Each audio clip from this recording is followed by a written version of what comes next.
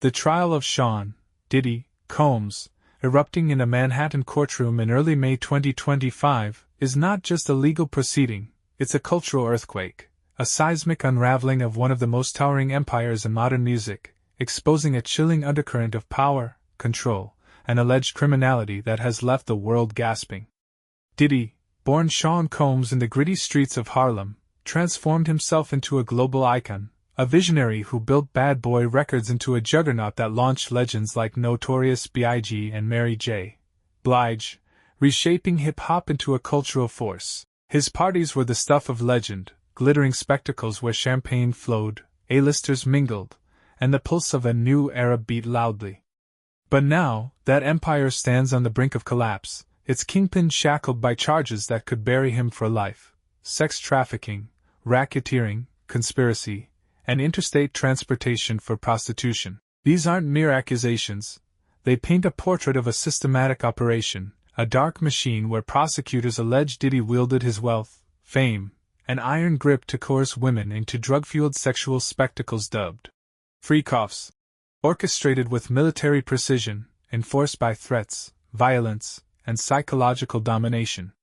At the epicenter of this legal maelstrom is a piece of evidence so visceral, so undeniable, it has rewritten the narrative of Diddy's legacy: a 2016 surveillance video from a Los Angeles hotel. This isn't some blurry, debatable clip, it's a crystal-clear window into horror, capturing Diddy beating, dragging, and stomping on Cassie Ventura, his former girlfriend, in a sterile hotel hallway. When this footage flickered across the courtroom screen, a collective shudder rippled through the audience.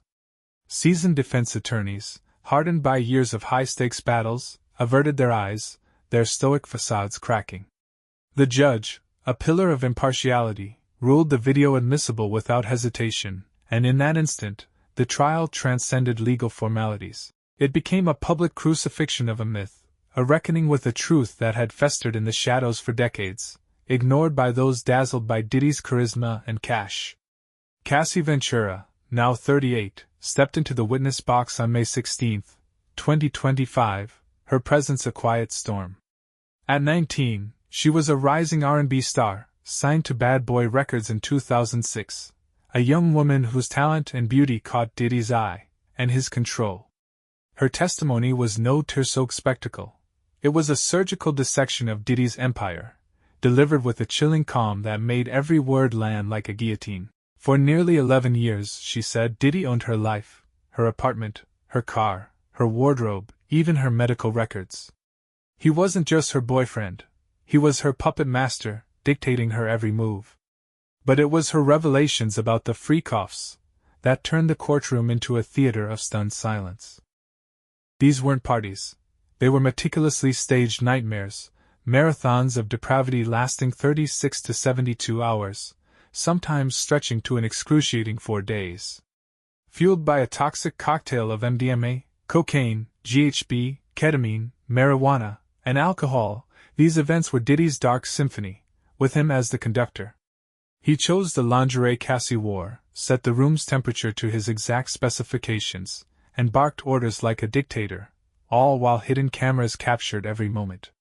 These recordings, she alleged, were his ultimate weapon, blackmail to ensure her silence. In 2011, when Diddy discovered her brief romance with rapper Kid Cudi, he didn't just rage, he threatened to leak the videos, then beat her so brutally that she later presented the court with a photo of a massive, purpling bruise on her hip, a grotesque badge of his control. On a commercial flight, surrounded by unsuspecting passengers, he slid his phone toward her, playing one of these videos, his eyes boring into hers, a silent vow that she would never escape his grasp. Cassie's voice trembled only slightly as she described acts so degrading they stripped her of dignity. During her first freak-off, Diddy allegedly directed 2 men to perform acts involving bodily fluids, leaving her choking in confusion and disgust. She begged him to stop, her voice breaking as she pleaded, "I just want to be with you." But he ignored her, his gaze cold and unyielding. The psychological scars ran deep. In 2023, while shooting a music video, flashbacks of these horrors drove her to rehab and trauma therapy, where she grappled with suicidal thoughts, a testament to the lasting damage of Diddy's alleged reign. Her testimony wasn't just a personal reckoning. It was a searing indictment of a world where power imbalances rendered consent a cruel mirage. But Cassie's voice was not alone in this courtroom coliseum. The prosecution unleashed a cavalcade of witnesses, each layering the allegations with chilling detail, constructing a mosaic of abuse that was impossible to dismiss. Israel Flores, a security guard at the Intercontinental Hotel in Los Angeles, took the stand, his voice steady but heavy with the weight of what he'd seen. In 2016, responding to a distress call, he found Cassie, her face marred by a black eye, her voice desperate as she begged to leave. Diddy, standing nearby, fixed Flores with what he called a devilish stare, then slid a thick stack of cash across the counter, his words dripping with menace. "Take care of this. Don't tell anyone." Flores, a man of principle, refused the bribe, but his account of Cassie's injuries, swollen, purple, undeniable, matched the surveillance video frame for frame, bolstering her story with unshakable credibility. Then came Daniel Phillip, a 41-year-old male stripper whose testimony painted a scene straight out of a dystopian nightmare. Hired under the pretense of performing at a bachelorette party at New York's Gramercy Park Hotel, he stepped into a suite expecting a festive crowd. Instead, he found Cassie alone, draped in red lace lingerie, a red wig framing her face, dark sunglasses shielding her eyes, her expression vacant. In the corner, Diddy sat, camera in hand, a silent overlord directing the scene. Phillip testified that Diddy paid him $700 to $6,000 per encounter to engage in intimate acts with Cassie, who moved like a marionette under his command. The horror escalated when Phillip witnessed Diddy drag Cassie by her hair into a bedroom, her screams of, "I'm sorry," piercing the air as slaps echoed through the walls. Diddy's voice was a growl. "When I tell you to come here, you come now, not later." Phillip revealed another chilling detail. Diddy photographed his driver's license, claiming it was for insurance. But Phillip knew better. It was a threat, a reminder that Diddy could find him if he ever spoke out. Fear kept him silent for years, he told the court. "Diddy has unlimited power, and he wanted me to know it."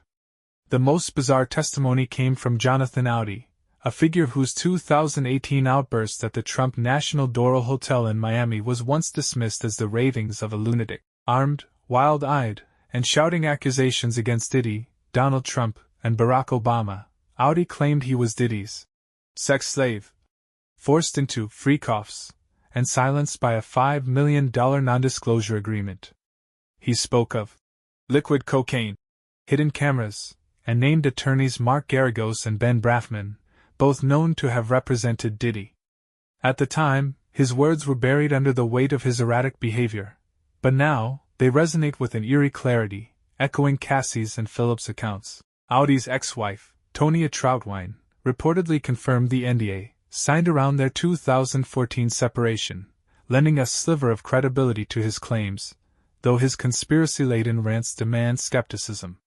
Yet the specificity of his allegations, drugs, videos, control, mirrors the trial's narrative, raising haunting questions. Was Audi a victim, a whistleblower, or both? The prosecution didn't stop there. Jane Doe, a single mother who met Diddy in 2020, recounted a descent into hell. After months of dating, Diddy allegedly lured her into Freakoffs, paying her rent but wielding it as a weapon. If she refused to participate, he'd cut her off, leaving her and her child homeless. In 2024, after a heated argument, he allegedly stormed her home, choked her, lifted her by the neck, and kicked her to the ground, forcing her to conceal a black eye and perform in more encounters. Prosecutors detailed a 2009 incident where Diddy stomped on Cassie's face in an SUV, her screams muffled by the vehicle's confines, and another where he entered a man's home armed, intending violence, only to later unleash his fury on Cassie. These weren't isolated outbursts, the prosecution argues, but a pattern of vicious control, triggered by trivial slights, taking too long in the bathroom, missing a call, or daring to leave a freak off early. Diddy's defense, led by attorneys like Tenny Garagos, has gambled on a bold but perilous strategy. Rather than denying the freak-offs, or drug use, They claim it was all consensual, painting Cassie as a willing participant with her own substance struggles. They even admitted Diddy's 2012 overdose, timed suspiciously close to Whitney Houston's death, to cast him as a flawed but human figure. In the post-#MeToo era, this victim-blaming approach feels like a miscalculation, especially with the 2016 video, a smoking gun, that sears itself into the minds of jurors and spectators alike. The defense's cross-examination of Cassie zeroed in on alleged inconsistencies, like her account of an incident involving Suge Knight, but the raw brutality of the video overshadows their efforts, a haunting testament to Diddy's alleged cruelty. Beyond the courtroom, this trial is a mirror held up to an industry that may have turned a blind eye for decades. In a 1999 interview, Diddy laughed, "I'm gonna get arrested one day," a quip that now feels like a confession hidden in plain sight. His parties, once hailed as inclusive, barrier-breaking celebrations, are now suspected to have been a glittering facade for predatory behavior. A lawsuit by Rodney, Lil Rod, Jones Jr. alleges that Diddy's chief of staff, Christina Courtroom, required employees to carry fanny packs stuffed with cocaine, GHB, MDMA, and Tussie, or pink cocaine, suggesting a drug operation woven into the fabric of his empire. This wasn't a workplace. It was a criminal enterprise, prosecutors claim, where drugs were as much a tool of control as the blackmail videos. The questions pile up: who knew? Who stayed silent? And then there's Jay-Z, a titan whose shadow looms large. A refiled lawsuit accuses him of participating in a 2000 assault alongside Diddy, an allegation unproven but corrosive, threatening to unravel his meticulously crafted image as a family man, philanthropist, and cultural icon. His silence, amid whispers of his ties to Diddy's world, is a cacophony in itself. Other names, Will Smith, mentioned during jury selection, and Michael B. Jordan, who dated Cassie after Diddy, hover like specters, raising the specter of a domino effect. Were they mere associates, or do deeper secrets lurk? The cultural weight of this trial is staggering.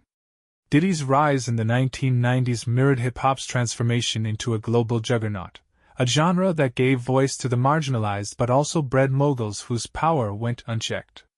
His parties, attended by the likes of Beyoncé, Usher, and Justin Bieber, were cultural touchstones, but were they also stages for exploitation? The Freakoffs, far from spontaneous revelry, were allegedly choreographed with chilling precision, drugs used to keep victims awake and compliant, stripping them of agency. Cassie, just 19 when she met Diddy, was 17 years his junior, signed to his label, her career and safety tethered to his whims. This power imbalance, artist versus mogul, young woman versus industry titan, makes consent a murky concept at best. The blackmail videos, a tactic echoing cases like Jeffrey Epstein's, ensured silence, a psychological cage as real as any prison. The trial is a post-#MeToo watershed, a moment when victims' voices pierce the armor of celebrity. Diddy's PR machine, which buried his 2012 overdose, reveals the depth of his influence, but even that couldn't silence the truth forever. Cassie's 2023 civil lawsuit, settled the same day it was filed, sparked suspicion. Why pay so quickly if innocent? But now, in a criminal arena, her story is a clarion call. The broader implications are seismic. If Diddy's empire crumbles, what becomes of hip-hop's legacy? Bad Boy Records defined an era, but its founders' alleged sins could stain that history. Other moguls, Russell Simmons, R. Kelly, have faced similar falls, suggesting a systemic issue of unchecked power in the industry. Jay-Z's potential entanglement, even if unproven, could shatter his empire, too. The silence of other stars who partied with Diddy, names whispered but unspoken, fuels speculation. Are they distancing themselves, or do they fear the spotlight turning on them? The trial, expected to stretch for weeks, is a daily deluge of revelations. Additional accusers, Victim 1, Victim 2, Victim 3, wait in the wings, their identities shielded but their stories likely mirroring Cassie's. Physical evidence, from the surveillance video to Cassie's bruised photos, anchors the prosecution's case, each frame a nail in Diddy's coffin. His not guilty plea teeters as witnesses paint a portrait of a man who believed celebrity was a shield. If convicted, life in prison looms. If acquitted, his legacy lies in ruins. The public has seen the video, heard the screams, glimpsed the man behind the myth. This isn't a Netflix thriller, it's a raw, unfiltered reality, a mirror reflecting an industry, a culture, and a society that may have enabled monsters for too long. The camera doesn't lie, and for once, the truth is inescapable.